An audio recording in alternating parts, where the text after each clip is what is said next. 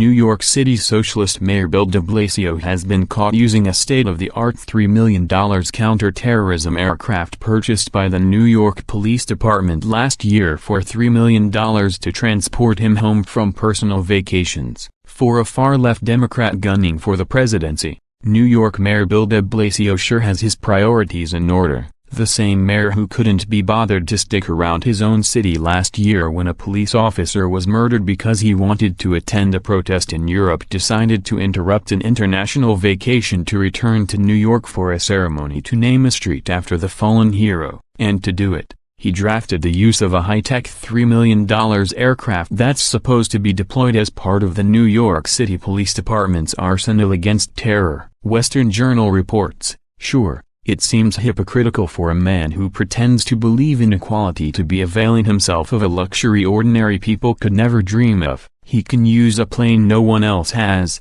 paid for by everyone else's money, for his own pleasure, as well as his pursuit of higher office. But for liberals like de Blasio, it's just one of the perks of power, and some named officers weren't happy. It is very unusual to go on an international flight to go pick up the mayor, one source told the New York Post. I think it's excessive, because that wasn't what that plane was designed to do. It's designed for counter-terrorism measures. To go to Canada to get the mayor, it's excessive. Leave aside the fact that the governor of one of the country's biggest states decides to go abroad for his vacation, and spend his money outside the country. Not even the blindest Democrat could think it's legitimate use of a taxpayer-funded anti-terrorism plane to act as a taxi for a governor on private time. It's worse than excessive. It's appalling, but it fits right in with Bill de Blasio's showboating style. A fatal attack on any police officer is horrendous, but the murder of Officer Myazotis Familia,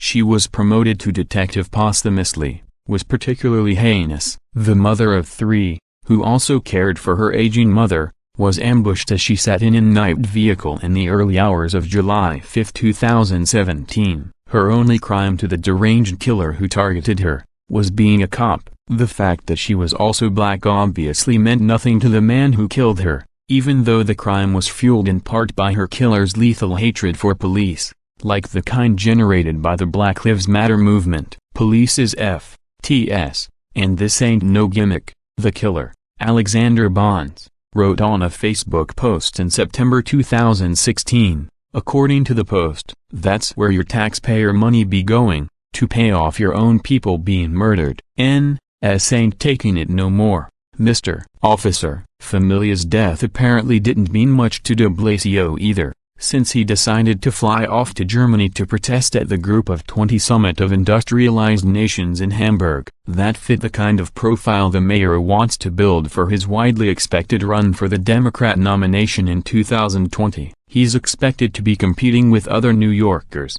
Gov. Andrew Cuomo, Sen. Kirsten Gillibrand, and who knows, maybe even Hillary Clinton herself might be making another try at it. Clearly, de Blasio thinks it's time to start trying to make up for the utter indifference he showed to New York's police officers when Familia was murdered last year. But if the social media reaction to news of de Blasio's behavior was any indication, he didn't do himself any favors.